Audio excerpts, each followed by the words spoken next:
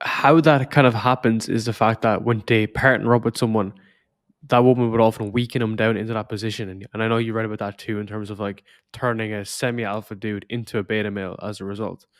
Why is that conditioning happening? Because I have several examples of people that I've seen that happen to. But how does that happen? How does that happen over time, I guess? Yeah, the process is called betatization through 1,000 concessions, is the way that I would define it. And that's just a guy agreeing to uh, subsequent concessions over a long period of time. And it starts with Mm, something light, like when she says, "Hey, let's move in together," and he lives his life a certain way. And she's like, "Well, I don't like that the socks are in that one basket. Let's have a dark hamper for dark clothes and a white hamper for light clothes. So if you could please organize, your socks and not leave them on the floor and put them in the hamper." And then this is when a guy slowly starts to make some slow changes to his life to accommodate her. And women generally look at that and go, "Well, that's not wrong, Rich. Like that just makes sense. That's just a better way to organize stuff, right?" You're right. It probably is a better way to organize things. But if he's lived that way and he's 30 years old and he's been living that way for the last 10 years, that's one concession that he's made. Then it goes to the next concession and the next, and they pile up. And it goes from her looking at this guy as this strong, virtuous man that she once looked up to, that she admired, that she had enthusiastic, orgasmic sex with, to this guy 5 years down the road, through 5 years of concessions, small concessions that added up over time. He's basically now her little bitch. She ends up pussifying the man, and it's not like she does this intentionally. Like, women don't get up in the morning and say, "Right, I have to get up and pussify this motherfucker," sort of thing. Like, this isn't how women operate, but it's them trying to make sure everything is orderly within the nest, right? mm, And it's incumbent upon men to set boundaries and be firm with those boundaries, and not, yield to all these little tests and concessions that are being required of them. I'll give you an example. I take a lot of supplements. I have a supplement line, obviously, if you guys have mhm. followed my channel, and I just keep my pill bottles out on my counter in my kitchen. And my girlfriend hates it. She's like, "Why can't we put them away? Why can't we put them in a tray? Can we put them in a lazy Susan?" I'm like, "No, that's where they are. It's convenient for me. They're not moving. I have them out, so I know that I have to take them, and I can easily see which ones I have to take, and that's it. End of story." Right? But the vast majority of men will be like, "Okay, you know, what do you want to do? You want to put it in a lazy Susan? Whatever you want, babe." Right? And it's like, Yeah. okay, like that's not going to dry her up. She's not going to hate you because of that. But if you do that 50 times, 100 times, 300 times, with small concessions here and there, all of a sudden she's going to get up one day and look at you and be like, "This guy's a bitch." Yeah. And the guy's going to take less risk overall. So I think on a micro You get scale, that softer. exactly. So on a micro Yeah. scale, that works really well.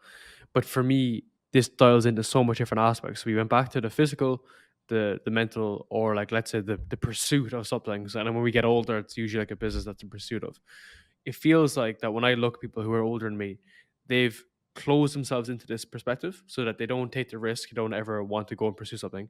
They fall out of their health and fitness. They blame it on actually having a child. People might have Mhm. some, people be like, "Oh, I'm having a kid. I can't go to the gym anymore," and then they Well, one of fall the into that interesting things that happens to men when they have a family, when they have children, is their testosterone levels drop. because it's just more of a female like environment. It's well, there's experts that suggest that it happens so that men don't run off and that they stay with the child to raise and protect the child, because men are more apt to have more promiscuous sex with a bunch of women if they have super high testosterone, right? Mm, So one of the things that happens, when the children come along, is his testosterone levels drop, which is why he gets less aggressive. He may chase less excellence. He may be less interested in going to the gym or maintaining combat sports. That's when he starts to put, like, there's the dad bod. There's no 20-year-old bod. There's no teen bod. There's only dad bods, right? hundred So percent. so it's one of those interesting things that happens from an evolutionary, perspective. And I would even argue part of the reasons why a man's testosterone level drops when he gets in a long-term relationship and has a family and gets married and all that too, is because he goes through that betatization through 1,000 concessions. You can't be a strong, virtuous man that runs a family, his life, and he leads it, if he's constantly saying yes, yes, yes, yes, yes, yes to every little thing that she wants him to do. Hmm. That's crazy. It's like you know, like kind of penny drops in that effect, because it's like, it's almost like an excuse. You do it and it's an excuse. Now Yeah. he's fat, lazy, low tests, and just very easy to fall over as a result, and not necessarily still have that pursuit of things. And I don't know, it's something to be very mindful of as I'm getting a little bit older. But it's funny because as I've gotten older, my tests has actually increased. Would you believe? Mhm. I had a podcast recently where I actually went through it with a guy, because I don't drink alcohol. I have a very strict diet. I have a coach. I'm in sun. You know, I'm always out. My life is more driven towards health than and the business than Mhm. it is towards slowing down. Because I think, you know, similar enough personality type is that my biggest fear, I don't know how you feel about this, is that of slowing down. I don't want to be someone who slows down, whether Mhm. physically or mentally. Um, because isn't that just a shame that you don't live up to the potential you can go and do? There's only two states in life, I believe, and it's growing or dying. You can't stand still. So you have to lean into growth. I really hope you guys enjoyed that clip. If you want to watch the full length podcast, you can find that over here, that clip's from. If you're newer to the channel, make sure you hit subscribe over here, and pin down below in the top comment, you'll find a bunch of useful links to my website, my supplement line, books, and a bunch of other stuff. Have an amazing day. Peace out.